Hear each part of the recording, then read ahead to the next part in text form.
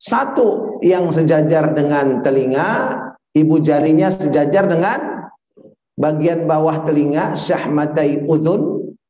Satu di bahu, sejajar dengan bahu. Jadi hanya ada dua, begini atau begini, ya. Hanya ada dua dalam madhab yang empat, ahlus sunnah wal jamaah. Adapun bapak-bapak barangkali suka atau ada melihat orang yang takbiratul ihramnya ketika takbir Allah kemudian diputer-puter. Ya, saya pernah lihat itu. Ya, ada yang diputer-puter begini, Allah, diputer-puter Allah, baru ditaruh. Itu saya selidiki itu. Ternyata gurunya mengajarkan kenapa diputer supaya yakin tangan kanan di atas tangan kiri. Jadi diputer Allah, kanan atas, kiri bawah. Diputar lagi, kiri atas, kanan bawah. Diputar lagi, kanan atas, kiri bawah. Baru ditumpuk begitu. Katanya alasannya begitu. Ya, diputar supaya yakin tangan kanannya ada di atas tangan kiri. Begitu ya.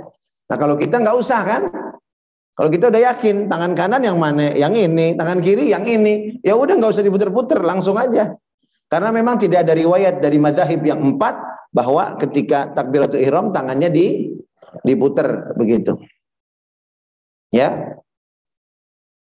Kemudian hadirin sekalian, kita perhatikan takbiratul ihram. Nah, seperti ini, ibu jarinya sejajar dengan dua lemak telinga. Kemudian jari-jarinya irsal. Kalau ini kan rapat ya.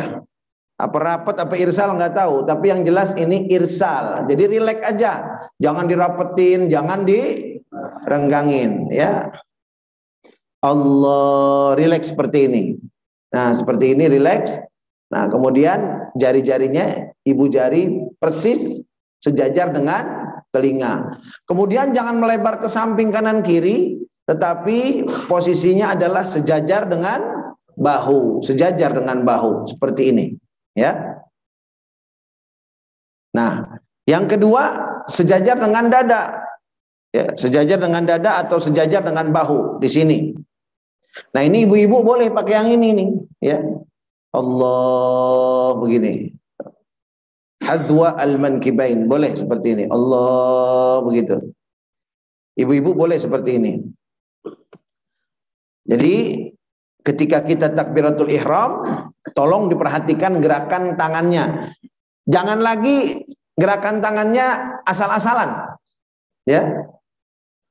Jangan lagi asal-asalan. Ada juga yang Allah begitu. Jadi begini aja udah. Allahu Akbar gitu. Enggak nempel. Jadi enggak begini. Ya, enggak begini. Sejajar apa? Sejajar. Jadi enggak nempel. Jangan ditempelin begini. Sejajar dengan telinga. Jelas? Lalu kemudian sedekap. Nah, sedekap ini juga caranya itu ada 3 dalam mazhab, yang 4 ahlus sunnah wal jamaah. Ada yang di bawah dada, di atas perut, itu mazhab Imam Syafi'i. Ada yang di perut, itu mazhab Imam Hanafi. Kemudian ada juga yang tidak sedekap, lepas. Itu mazhab Imam Malik. Tetapi dalam riwayat lain Imam Malik juga sedekap, ya, sama seperti Imam Syafi'i. Imam Hambali di bawah dada, di atas perut. Nah, ini kita selesaikan dulu penjelasannya, baru nanti kita praktekkan, ya. Jadi posisinya dulu jangan salah, di bawah dada, di atas perut begitu. Dan kemarin sudah saya jelaskan bahwa meletakkan tangan sedekap itu di atas dada atau di dada begitu, itu di luar mazhab yang 4, ya, di luar mazhab yang 4 begitu. Kalau kita mengikuti mazhab Imam Syafi'i. Bapak-bapak, ibu-ibu, kalau ikut mazhab Imam Syafi'i, apa enggak ikut Nabi? Hah? Nggak ikut Nabi. Justru Imam Syafi'i itu pintu paling cepat untuk ikuti Nabi. Karena ilmu beliau itu paling sedikit sampai tersambung ke Nabi Muhammad sallallahu alaihi wasallam gitu. Jadi kalau ikut Imam Syafi'i ya berarti ikut Nabi. Imam Syafi'i itu warathatul anbiya, betul nggak? Pewaris pewaris Nabi Muhammad sallallahu alaihi wasallam. Dan saya sudah jelaskan bahwa Imam Syafi'i 6 sanadnya yang terkuat bersambung kepada baginda Nabi Muhammad sallallahu alaihi wasallam, termasuk diantaranya sanad beliau yang bersambung dengan Imam Malik bin Anas, Imam Daril Hijrah, tersambung kepada Nabi. Jadi jangan ragu hadirin sekalian ya.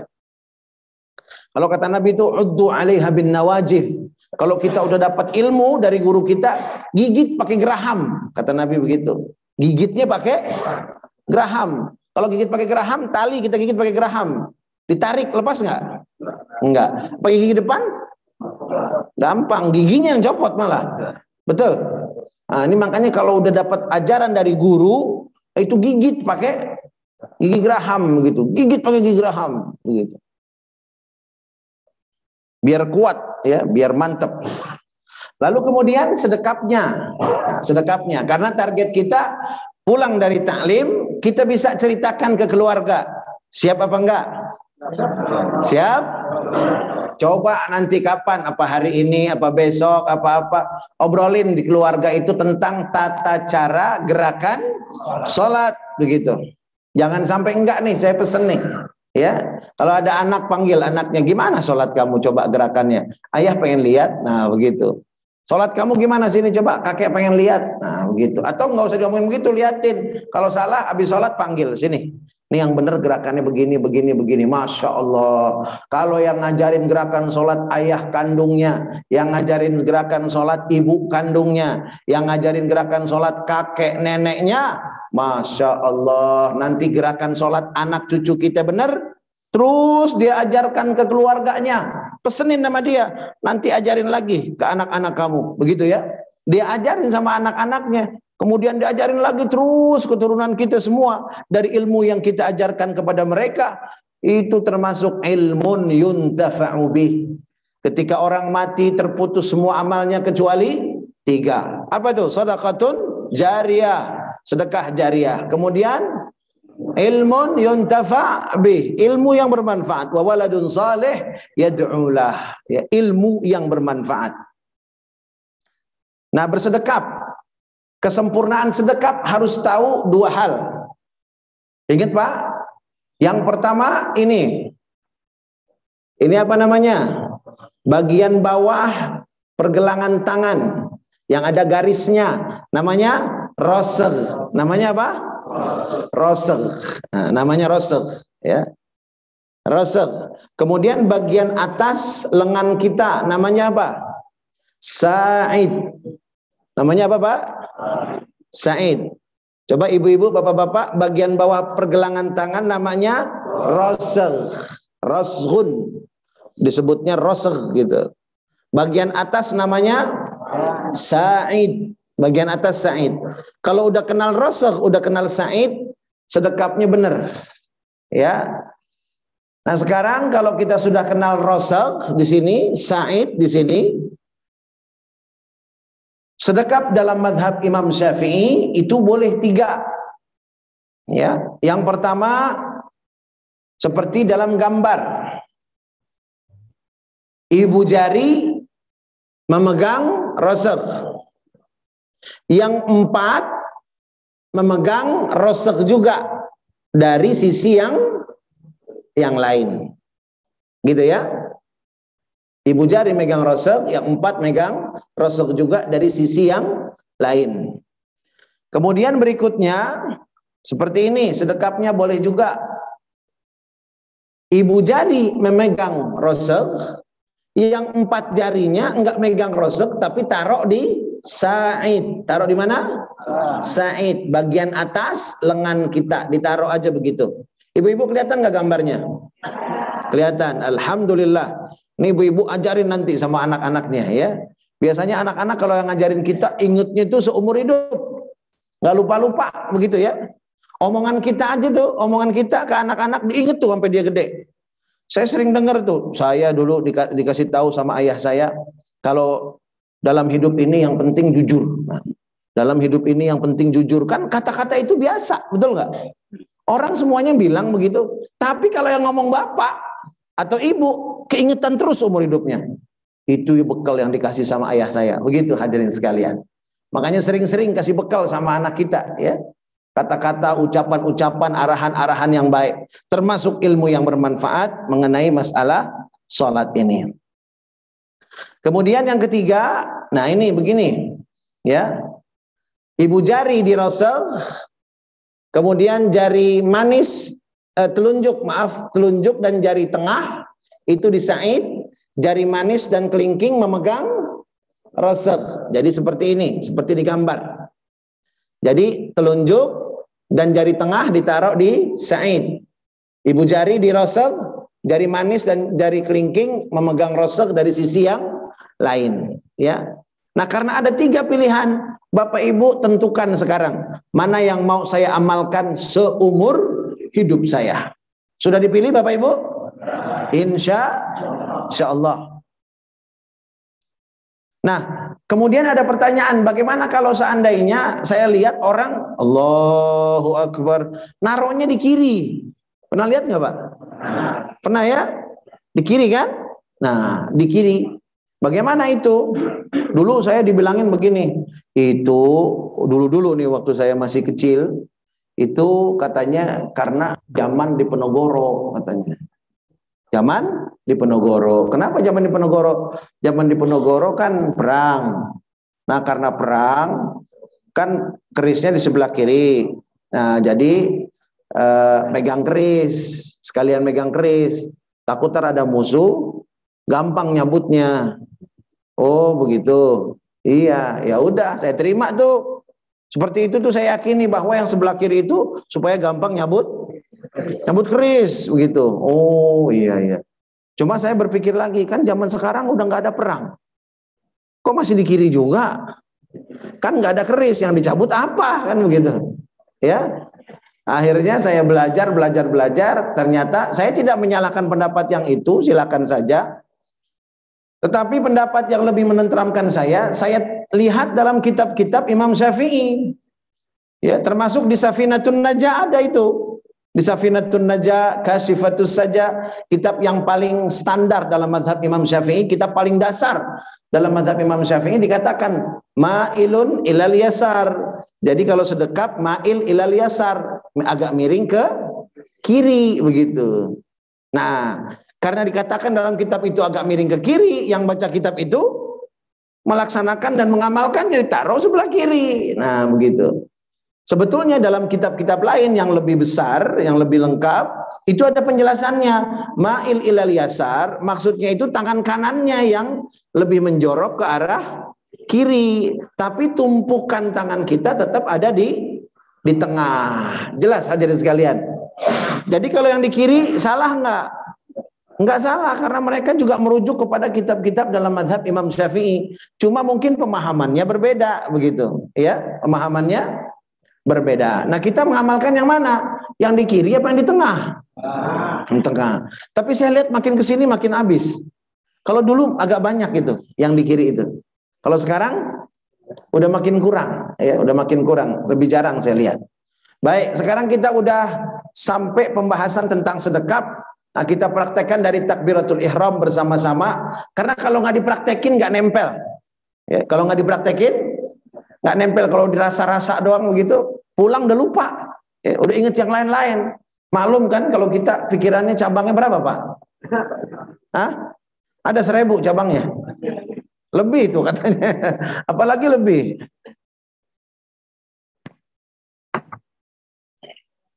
Kita praktekkan dari takbiratul ihram. Ya, silakan pilih, bapak-bapak, ibu-ibu langsung pilih mana yang kita akan amalkan. Kita praktekkan 3 kali biar mantap ya.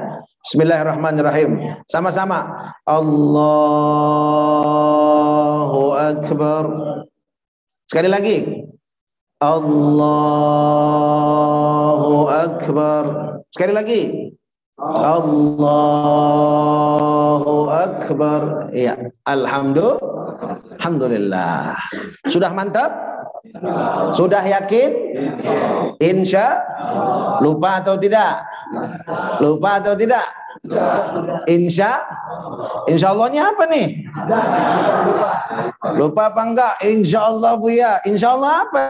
Insya Allah lupa gitu. Lupa apa enggak? Insya Allah. Alhamdulillah. Hadirin, ini ilmu dasar, betul dasar ya. Karena kita ngaji dasar-dasar dulu, biar fondasinya kuat begitu. Jangan yang tinggi dulu, fondasinya goyang. Ya, kita ngaji yang dasarnya. Kemudian lanjut sujud, mohon maaf, ruku. Ruku yang benar, ya ruku yang benar, lurus punggungnya, pandangan mata ke tempat sujud. Nah, yang penting lagi, kepala jangan didongakin. Kepalanya lurus sama punggung. Kepala lurus dengan jangan didongakin begitu. Kepalanya lurus sama punggung.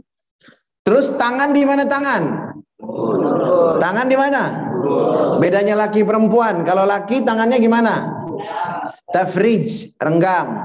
Kalau ibu-ibu al-qabdu, rapat begini ya. Atau al-dammu, begini rapat. Tapi tempatnya sama di mana?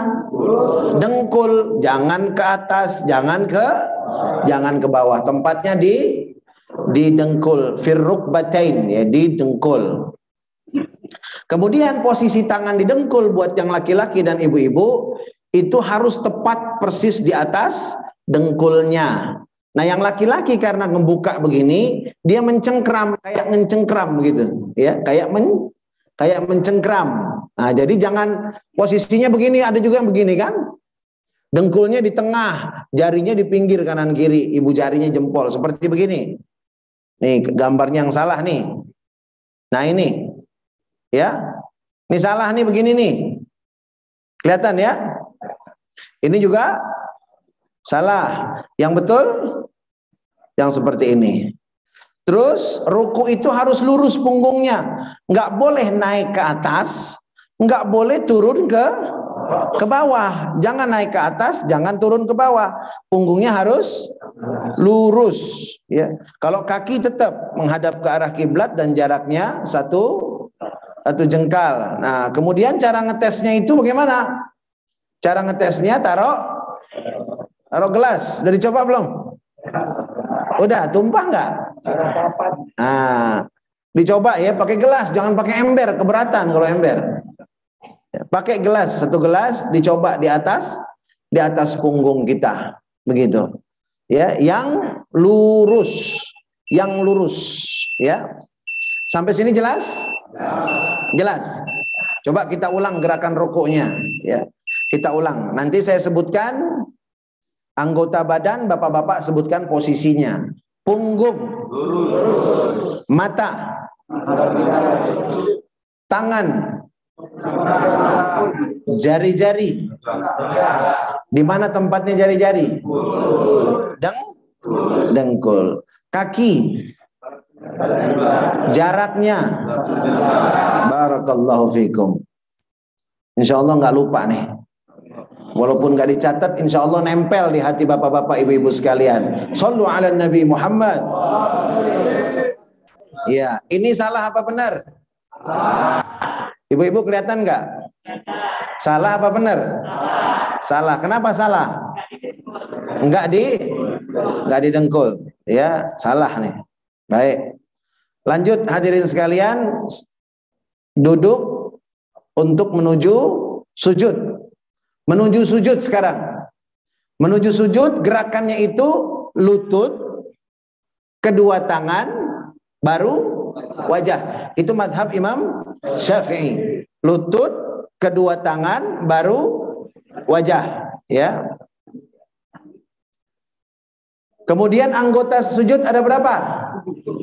Anggota sujud ada 7. Yang pertama dahi atau jidat lah kita bilangnya ya. Hidung masuk nggak? Masuk, tapi hukumnya sunnah. Yang wajib jidat. Ya, yang wajib jidat. Boleh nggak jidatnya ketutup? Nggak boleh. Kira-kira berapa batasnya? 2 jari di atas alis, ya, 2 jari di atas alis. Bagaimana kalau ketutup sorban yang kita pakai? Sah atau tidak sujudnya? Bagaimana kalau sujud ketutupan mau kena yang ibu-ibu pakai? Bagaimana kalau ketutupan sorban yang kita lepas taruh tempat sujud? Bagaimana kalau ibu-ibu pakai sajadah? Kenapa sah? Nah, jadi yang bikin nggak sah itu yang kita pakai yang bergerak, ya taharrak bi taharrukil musalli, ya. Makanya hati-hati betul. Anak-anak kita makanya biasain kalau sholat pakai peci, ya, karena begitu sholat ketutupan rambut, ya, sah nggak tuh?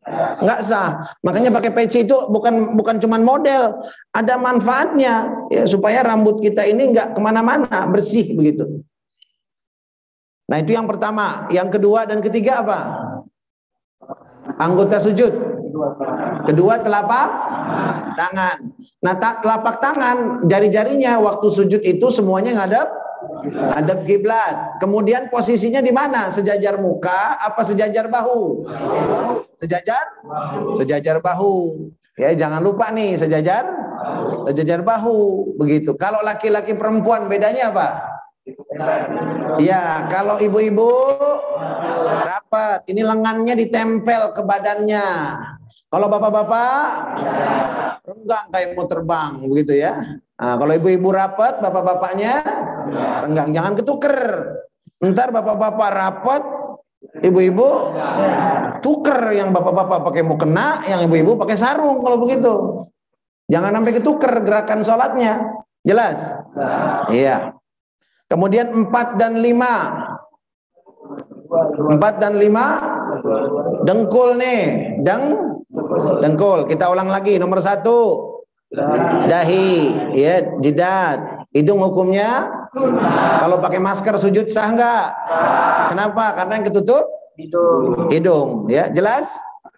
Kemudian kedua, ketiga telapak tangan. Kemudian 4 dan 5 dengkul, 2 lutut. Boleh nggak ketutup sarung? Boleh kalau itu, nggak apa-apa. Yang nggak boleh ketutup cuman dahi, jidat. Namanya jidat apa dahi ya? Hah? Sama? Saudara itu? Kembar apa? Oh, kembar ya. Dahi sama jidat. Ada yang bilang kening, sama juga tuh. Sama. Jadi kening, jidat, dahi. Kemudian 6-7 kedua jari. Nah, kedua jari kaki. Jangan sampai kita ini sholatnya lalai. Jari kaki ini bagaimana? Jari kaki bagaimana? Lagi sujud. Tekuk semuanya menghadap ke arah. Tekuk semuanya menghadap ke arah kiblat. Kemudian jarak antara kaki pada saat sujud rapat atau renggang.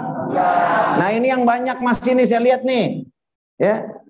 Mazhabnya mazhab Imam Syafi'i, tapi kakinya rapat. Ya, kayak begini nih tuh. Ya, kelihatan nggak ibu-ibu? Kelihatan. Yang pakai jilbab, yang pakai apa? Gamis. Yang pakai gamis hitam, betul apa salah? Yang pakai gamis putih? Enggak salah. Kok salah? Bukan Imam Syafi'i. Betul apa salah? Betul. Tapi madhabnya lain. Nah, saya pengen kita belajar di majelis ini nggak nyalain orang, setuju? Nggak nyalain. Yang penting ibadah kita meningkat kualitasnya, setuju? Jadi jangan nunjuk orang untuk ente salah, ente sesat, ente percuma sholat ke neraka aja sana. Masya Allah. Sian bener ya orang dimasuk-masukin ke neraka. Kalau kita jangan masuk-masukin orang ke neraka, setuju? Setuju. Kita masukin orang ke surga, setuju? Setuju. Sallu ala Muhammad. Jadi di majelis ini nih kita berusaha ngajak orang-orang untuk masuk surga semampu kita. Jangan masukin orang ke dalam neraka, ya jangan. Hadirin sekalian, ini bener apa salah? Kenapa? Iya, ini kena kutu air kayaknya nih. Habis banjir kena kutu air begitu tuh, ya. Nah, ini kesalahan sujudnya kenapa? Kenapa kemarin? Karena Ini jidatnya enggak terbuka. Lihat pecinya itu nempel ke alisnya ya. Makanya ibu-ibu tolong diperhatikan betul pakai jilbabnya. Ya, kalau sujud pakai jilbab perhatikan betul. Kalau saya lihat sekarang nih ada yang depannya dilipet. Saya bilang bagus juga gitu. Saya bukan liatin perempuan lain, bukan. Bini saya lihat. Ya. Bukan ibu-ibu tuh, bukan. Bini saya lihat, oh begitu, ditekuk sama dia ini ujung jilbabnya. Anak saya juga ditekuk ke depan ujung jilbabnya. Oh gitu, bener juga tuh mestinya begitu ya, supaya nggak nutup. Biar jilbab mahal juga kalau ketutup mah sama, nggak ada masalah harga. Kali kalau masalah harga gitu jadi sah ya, jadi sujud nggak ada, sama. Mau mahal mau murah sama gitu. Jelas. Ini yang para suami yang sayang sama istrinya, coba lihat posisi istrinya lagi sujud tuh. Jangan sampai salah. Ini kalau dalam mazhab Imam Syafi'i tangannya seharusnya nggak di sini. Di mana? Nah, makanya sekarang kalau sujud jangan begini lagi. Jangan begini lagi kalau sujud nih. Ya. Turunin ke bawah sejajar dengan bahu dan bapak-bapak renggangin begitu. Tapi jangan kayak begini. Ya. Nah, kalau begini, waduh, masya Allah, jangan. Sedang aja sedang, betul? Ya, sedang aja. Ini salah apa betul? Salah apa betul? Salah. Apa yang salah? Hah? Yang salah apa? Iya, rukunnya kurang, betul? Rukunnya kurang berapa? Kurang dua. Kurang dua. Apa kurang dua? Kaki ya, jari-jari kakinya nggak nempel begitu. Tangannya bener nggak?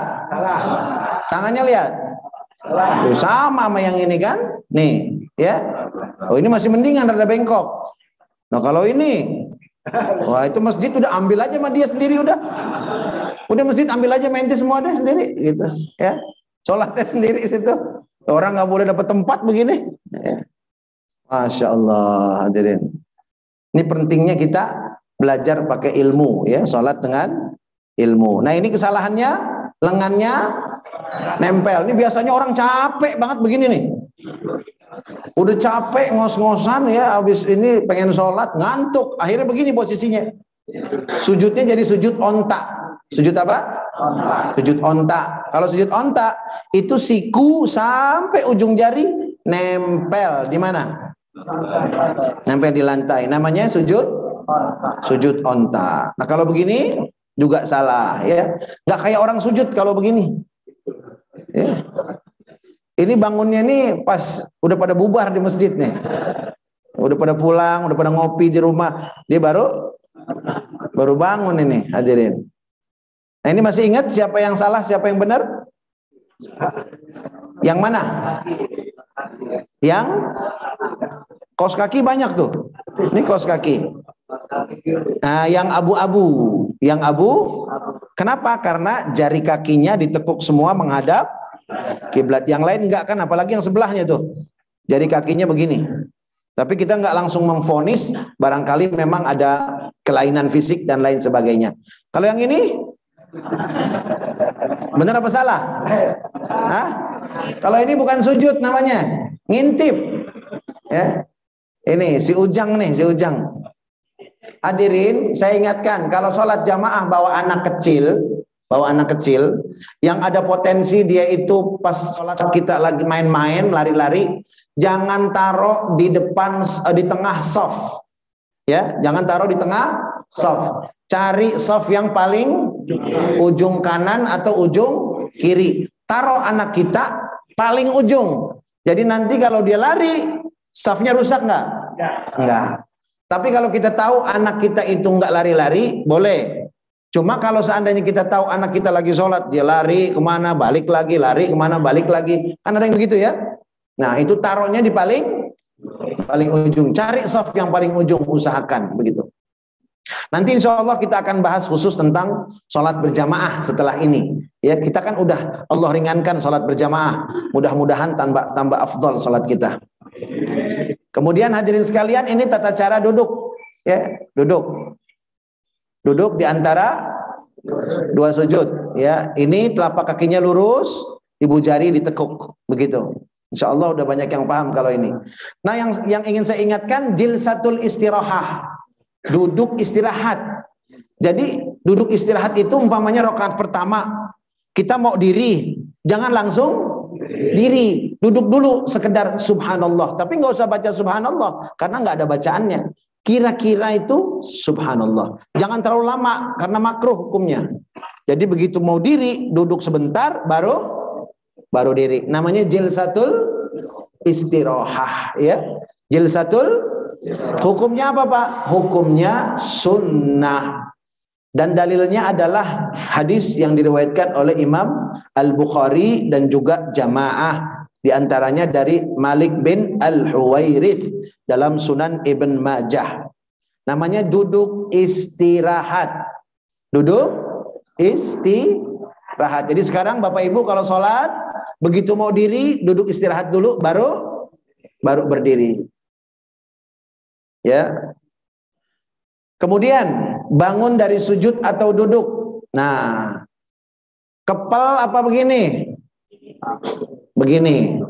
Ya, begini ya. Artinya jangan dikepel tangannya, begitu seperti orang adonan. Masih ingat kemarin?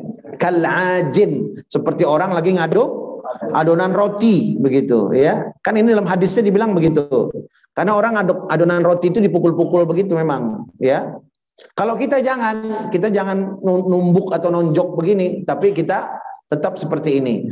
Perut jari-jari dan perut telapak tangan itu menempel di tempat sujud. Jangan satu juga. Waduh, ya. Dua-duanya kita dorong ke atas, begitu. Jelas? Jelas? Ya. Kemudian ini duduk tawarruk. Ada duduk iftirash, ada duduk tawarruk. Nah, insya Allah ini udah betul semua lah. Gampang ya.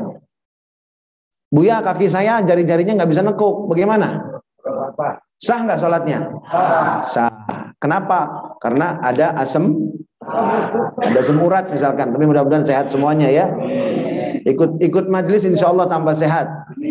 Nggak apa-apa. Yang menguntungkan kalau kita taklim, kita nggak bisa tetap dapat pahalanya.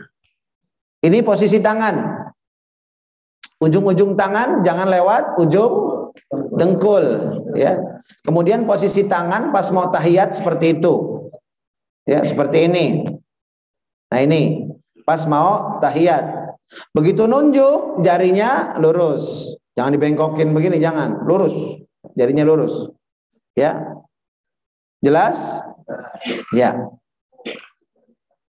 Nah, boleh begini pada saat nunjuk, boleh begini atau sebelah kanan, membentuk lingkaran atau seperti ini. Ya. Meletakkan ibu jari pada jari tengah. Jadi begini. Ya, begini itu. Nih. Boleh begini atau begini. Ya. Itu ada hadisnya, Masya Allah, dalam hadis riwayat Muslim. Iya. Nah, jadi seperti ini ya, ibu jari taruh di jari tengah ya. Nah, begini tuh, nunjuk. Atau boleh begini. Coba pilih salah satu Bapak Ibu. Ya, pada saat nunjuk nih biar pas gerakan kita. Nah, kemudian ada yang nanya tadi, ini yang begini bagaimana Bu ya? Udah kita jelaskan? Nah, yang begini ada nggak di mazhab yang 4? Yang atas bawah dari awal sampai akhir ada nggak? Kita ulang lagi ya. Kalau mazhab imam yang 4 ini saya tampilkan. Mazhab Imam Abu Hanifah bagaimana? Asyhadu an la ilaha illallah. Begitu la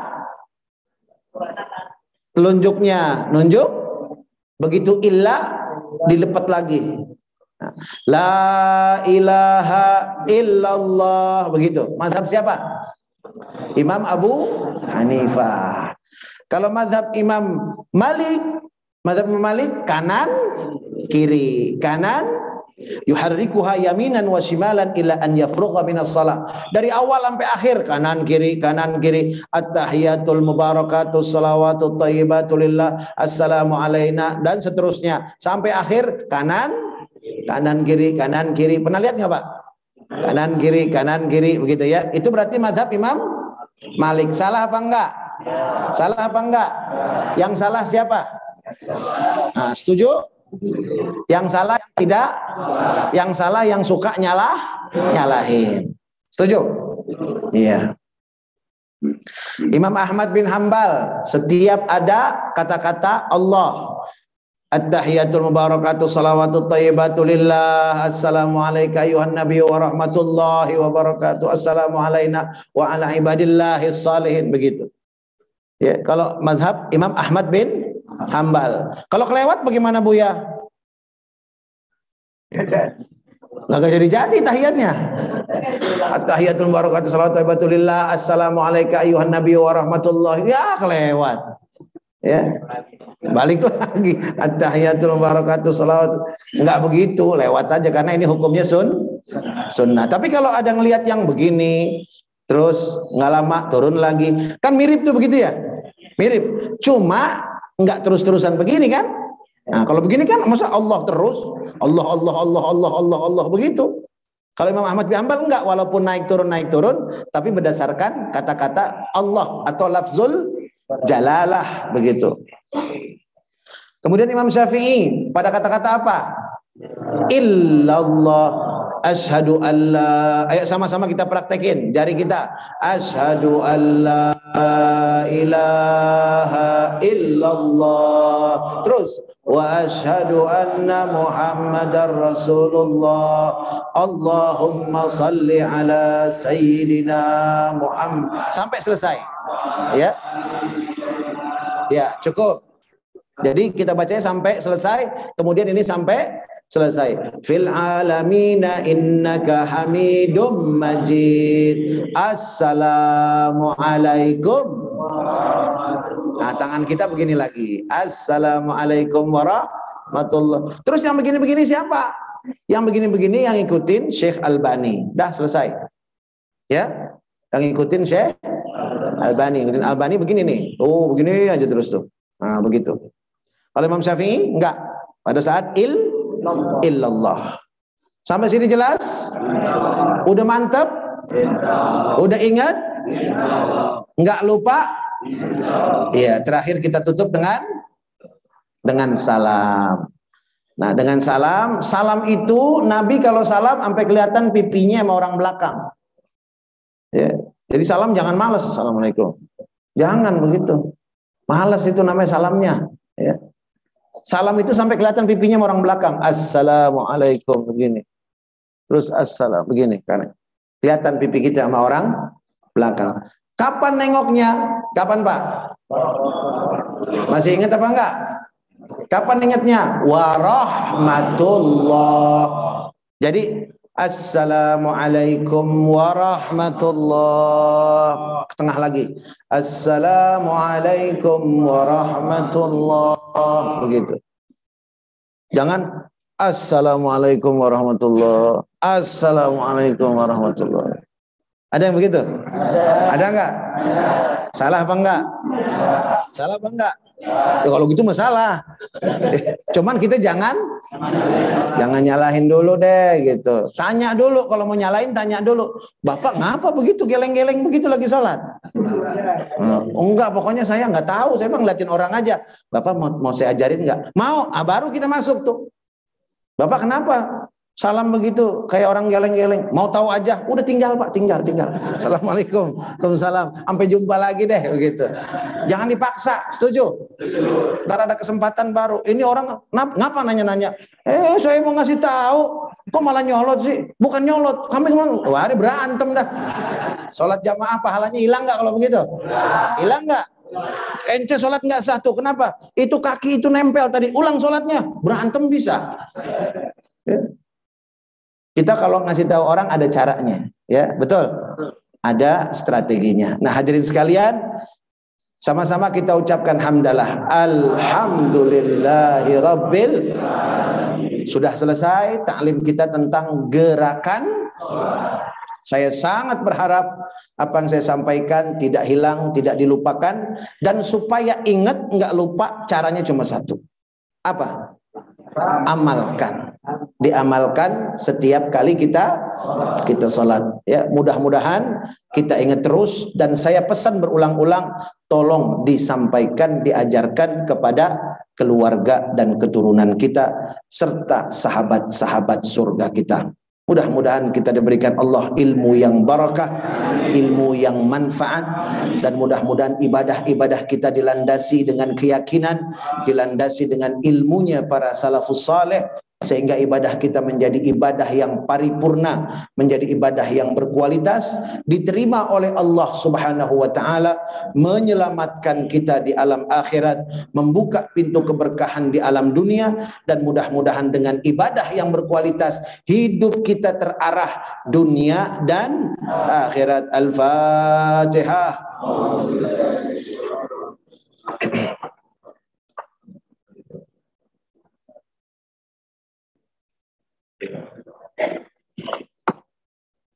Shiratal ladzina an'amta 'alaihim ghairil maghdubi 'alaihim waladdallin. Amin. Hadirin sekalian, ada dua pengumuman. Yang pertama, progres pembangunan dari Sekolah Tinggi Madinah Quran dalam kampus Pesantren Tahfiz Madinah Quran. Insyaallah hari Senin pengecoran kolom semuanya tuntas. Untuk 4 kelas insyaallah selesai, dan kemudian akan dilanjutkan dengan pengecoran dak. Ya.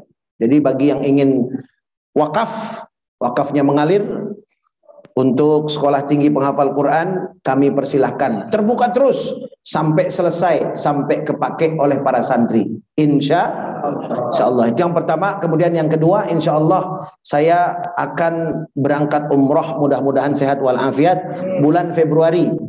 Yang pengen bareng sama saya silahkan daftar. Ya, bulan Februari. Insyaallah. Saya pilih hotelnya itu ada 2. Yang pertama hotelnya Hilton Convention kalau tidak salah namanya. Itu hotel yang persis di sebelah jam. Nah, yang warnanya putih. Jadi nempel sama pelataran Masjidil Haram. Ya, nempel sama pelataran Masjidil Haram. Begitu. Saya nggak tutup-tutupi. Kalau jauh saya bilang jauh hotelnya. Karena ada juga yang bilang hotel bintang 5 tetapi jaraknya 1 kilo. Kan nggak bohong dia, betul? Bohong nggak? Hotelnya bintang 5 seperti Le Méridien misalkan. Le Méridien itu ada yang di Kudai misalkan. Nah itu ada juga yang di Jiyad. Ya, itu sama-sama agak jauh, tapi dia bintang 5 begitu. Nah ini Hotel Hilton kita sudah sama-sama tahu bintangnya bintang berapa Hotel Hilton? Hah? Hotel Hilton ya, hotel kelas tinggi begitu, bintang 5. Nah kemudian dekat dengan Masjidil Haram. Nah untuk di Madinahnya saya pilih hotelnya Concord Dar Al Khair. Concord Dar Al Khair ya. Concord Dar Al Khair. Kenapa saya pilih di situ? Karena saya lihat Concord Dar Al Khair itu melewati atau berada di lokasi kedatangan Nabi pada saat hijrah dari Mekah ke Madinah. Jadi saya pengen jamaah saya itu dapat keberkahan di perlintasan hijrahnya Nabi Muhammad Sallallahu Alaihi Wasallam. Dan tidak jauh dari hotel itu, di belakang, arah ke belakang ya, dari hotel itu ada hotel yang dibangun dengan wakafnya Sayyidina Utsman ibni Affan, yang sampai saat ini masih ada duitnya, masih terus menghasilkan. Ya, bi'ru rumah, sumur rumah masih ada sekarang dekat Masjid Quba.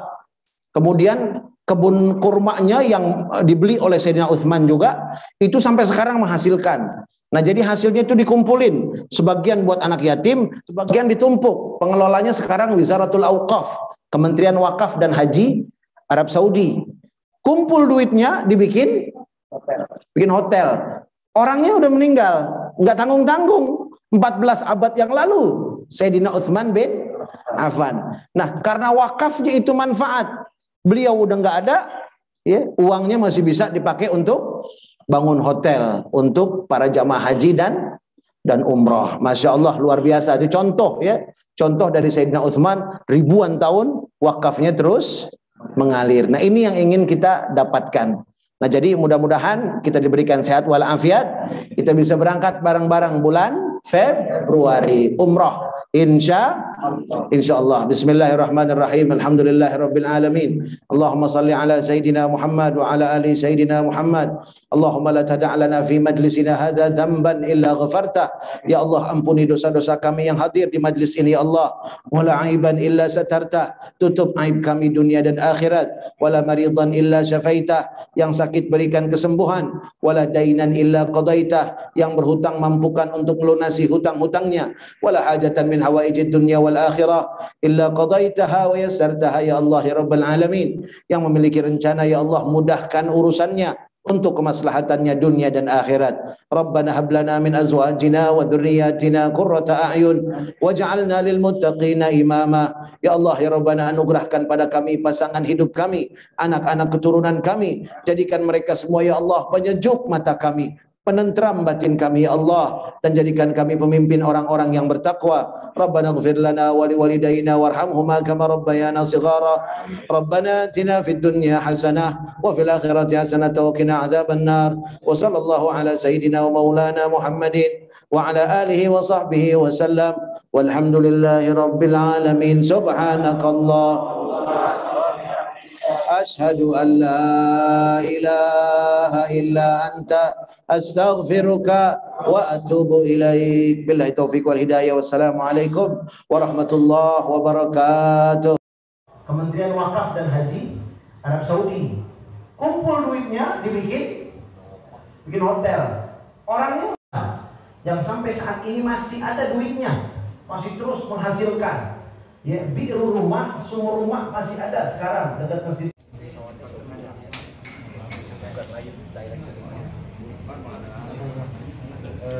Akhir Februari tapi tanggal